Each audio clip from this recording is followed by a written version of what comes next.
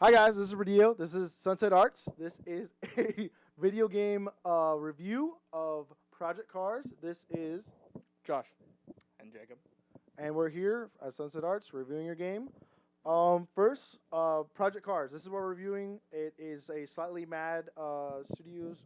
This is their game. I think they made Shift, Shift 2, and Shift. But basically, first off, we're gonna get our first thoughts. So, what did we our initial thoughts of the game? Well, when they first released the track list, obviously all the gameplay trailers and everything that they released, like it looks beautiful. All of the graphics were on really well. Everything that they showed, the frame rates were good.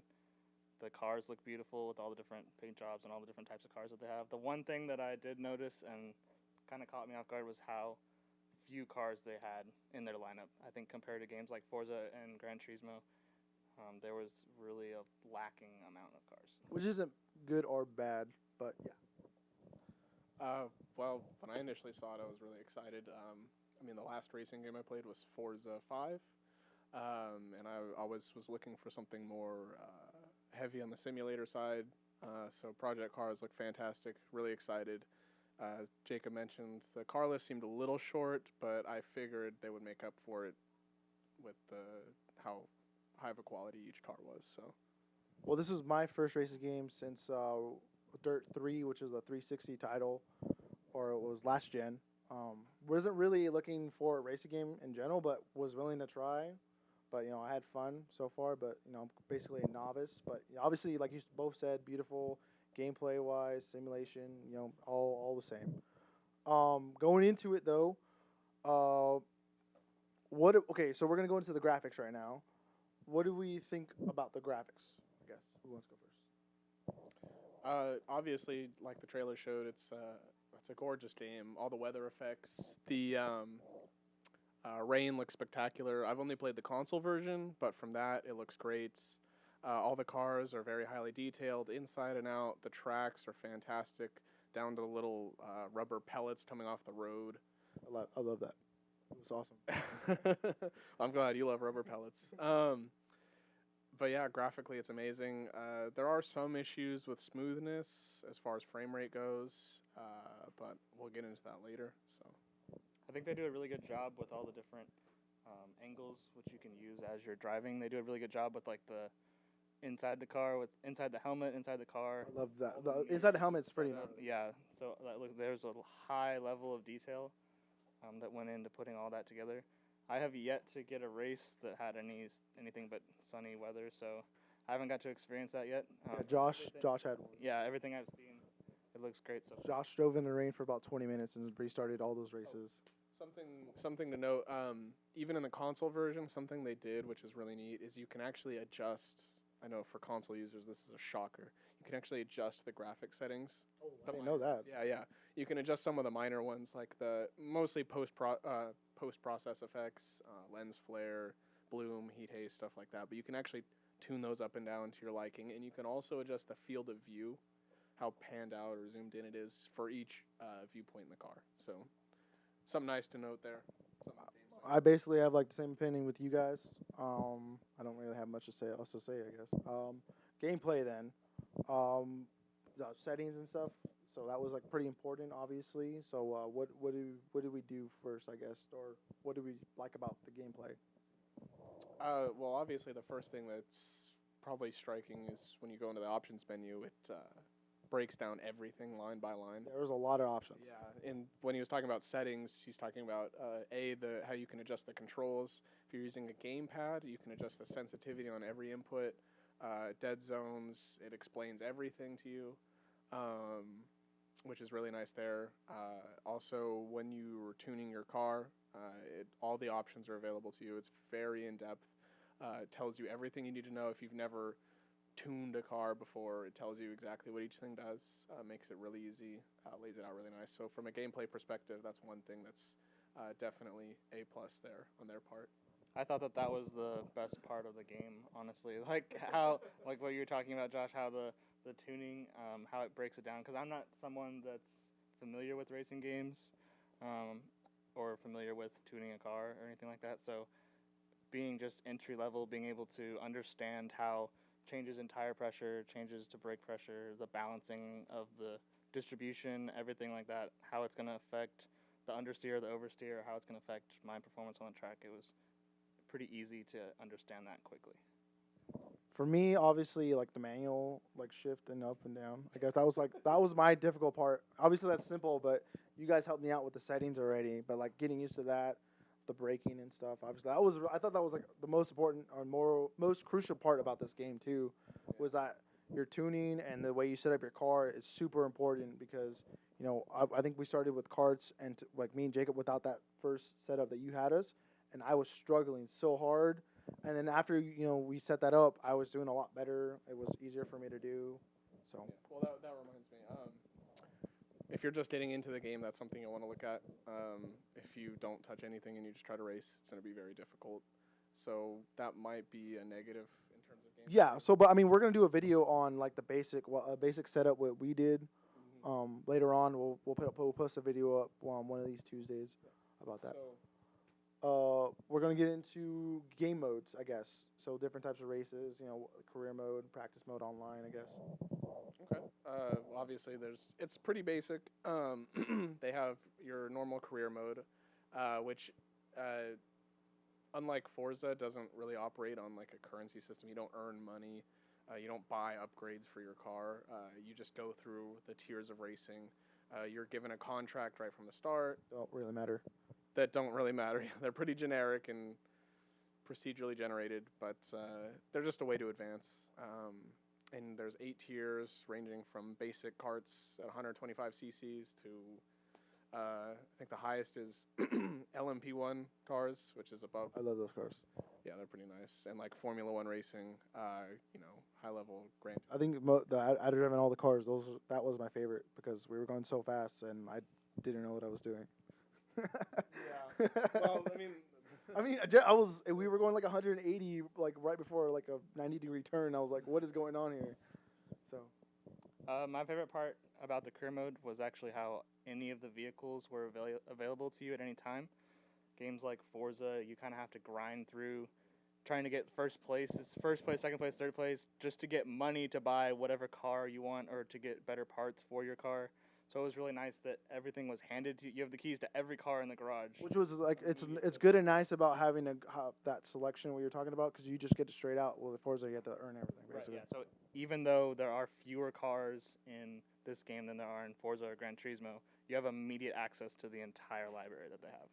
So that was really nice. So now Well, I know we were gonna go into like practice and stuff, and then actually like the different types of races.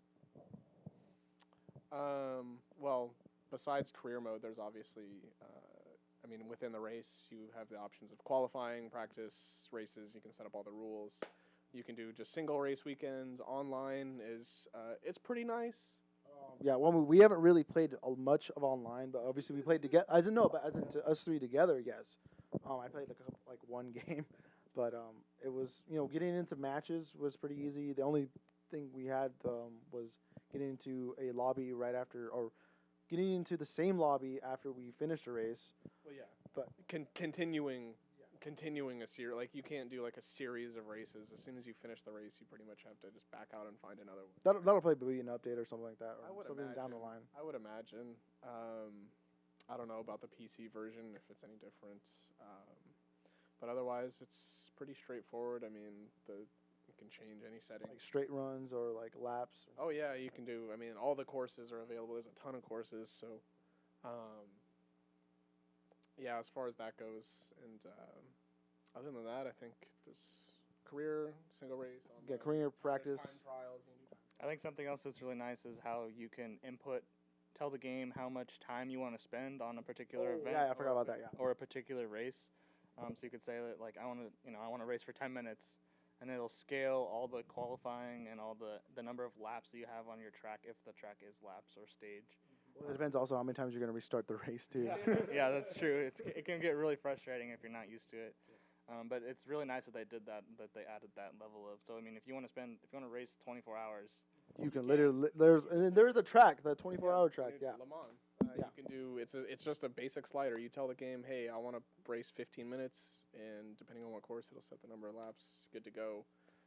Which Simple. It's super simple very too. simple. It ties into the whole like the idea of the game is like compatibility, being able to change stuff. So It also gives you the option to simulate once you get a certain number of laps through the race.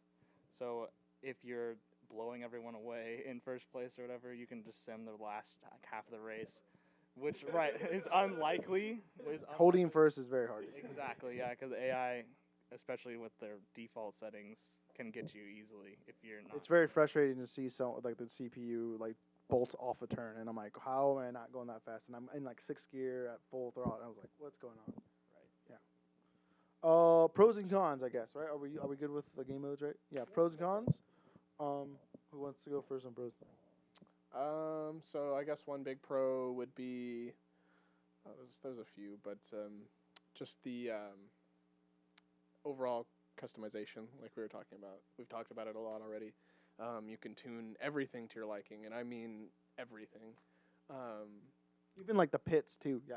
Oh yeah, Yeah. you can change how your Your pit stops tire, work. your tire pressure. Which bar, there's whatever actually that is. no animations for the pit stops yet. Yeah. That not yet. Yeah. We'll get into that. I'm assuming, but That's a con. that is a con. But they didn't they say they were gonna work on. I think It's like a later update I though. think there's supposed to be a patch for that. But that's. I mean, obviously it's gonna add to your experience, but for right now, I mean, it's okay. And the overall customization, you can tune the AI. Because, I mean, most racing games you get a little option, like, how do you want your racing opponent, easy, medium, or hard? And that's not really a clear indication of what that is. You know, you don't really get, it's not really telling you the full story. This one literally gives you a slider 0 to 100, and you pick. 5% intervals or 10%. Which, honestly, that's a lot more than you get in most games. So that's my pro for the game. I think the most glaring con for me is the lack of visual customization, as like referring to like the cars. There's 8 to 10 preset paint schemes for each car. Almost. Yeah. It depends on the car. Yeah. It depends on the car and like the series. Right. Yeah. So it was a little disappointing that there wasn't more of a. I mean, you can't make the car look however you want. Well, I mean, didn't you say we had like you can do different? You can mimic like the paint and stuff just a little bit, right? Or did we go over that? No, there's just There's nothing. Presets. Okay. There's presets. Okay, there's You presets. can't Okay. pick colors. You can't. You just have to cycle. Okay, I thought that earlier we were talking. We had to go to the conversation, but I think pros and cons. Yo, and you have a few more. No, you okay? Obviously, graphics are a big plus.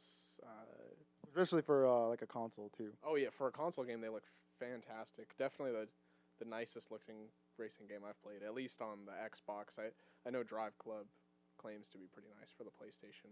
Haven't tried that one out. But there's also a con attached with that one. Wait, there's also no tutorial as well. Remember, we were talking about that. Yeah. Okay. Yeah, we'll talk about that. No tutorial. But a con related to the graphics is in the console, the Xbox One version, I think all of them actually, they have uncapped the frame rate, which basically means most of the time you're getting really nice high 60s frame rate. But occasionally in like inclement weather, high racer counts, it definitely dips down mid 30s. Which makes it's that was gonna happen. You knew that was gonna happen. Obviously, and I think the trade-off is worth it. But when you're, flying into a turn at 150 miles an hour and you're getting some kind of stuttering, that little couple milliseconds of difference on braking, especially, can mean the difference between a nice turn or ending up in the infield. So Exactly. it's a con, unfortunately. It's also important to note when you do end up in the infield, it's pretty much an immediate spin. Yeah, you're done. If you're in manual, at least. Yeah. If one tire clips anything that's not asphalt, you're toast. It depends on the car. It depends on the car. But like Rodeo and Josh were saying earlier, there's the lack of tutorial was disappointing. I kind of feel like the game should have done a better job of helping you improve as a There was assist though, but I mean, I don't for a novice. It's there's the analog helping. brakes, traction control assist. I think even if you're on novice settings, there's speed assist and braking assist to help you with corners. But there's nothing to help you. Obviously, if you practice, you're going to get better. But there's nothing to help you improve. I wish there was kind of like I don't know if drills is the right type of scenario, but like just something where you can practice corners. Yeah, we were talking about FIFA earlier. You could practice cornering. You can practice doing certain things. If you're in manual, when to downshift and when to upshift. If you're not familiar, like I've never driven a manual car, Me neither. so having something like that to help you improve in the game would have been nice. All right. So I mean, we agreed that we're not doing scores, but we're gonna do a different way of talking or how to rate the game. Yeah, you have to conclude this obviously, but to rate the game kind of in a way. But so who wants to go first on that? I'll go first. So I think if you've never played a racing game before in your life, unlikely, Mario Kart doesn't count, then you really should, I would say, hold off on it for a while, or if you get a chance, play it at a friend's house, test it out, see how you like it. Your first few steps are going to be very painful. It's going to hurt a lot. Yes. It's definitely more on a simulator side, but it's not a simulator. I don't want to call it that. It's a great game. AI is a little dodgy sometimes. They can definitely be pretty aggressive, which turns off new players for sure. So if you've never played it before, maybe hold off, try to test it out first. If you have played a racing game, Forza, any New challenge. any semi-serious racing game, Mario Kart doesn't count. Again. I would say give it a go. I love it. I mean, I guess I could say I got caught up in the hype, but I still think it's a fantastic game. I would, at this point, being someone who's not very familiar with racing games, I would definitely hold off. I think games like Forza do a better job for entry-level people. So if you're a person who just wants to pick up your controller, or if you're playing on a PC, and just hop right in, not have to mess with any of the settings, just be able to jump straight into racing, games like Forza are Easier. for you. Yeah, definitely. Initially, at least. Well, I agree with that. I haven't. I obviously I said Dirt 3 was the last racing game I played.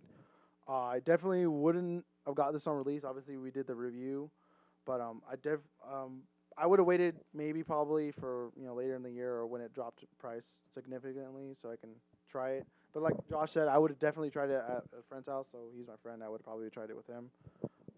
But yeah, I wouldn't have let you. yes, you would I have. would not have let you. You love me that much. It's okay. But yeah, so different rating system obviously. I don't know, hopefully you like that. Gives you some input. But yeah, so this is Josh, Jacob, Amarillo. Look for more of these reviews, not just for video games, but also music, movies, TV shows. And this is Sunset Arts. Thank you guys for watching. Subscribe, share, like the video, and we'll see you guys later.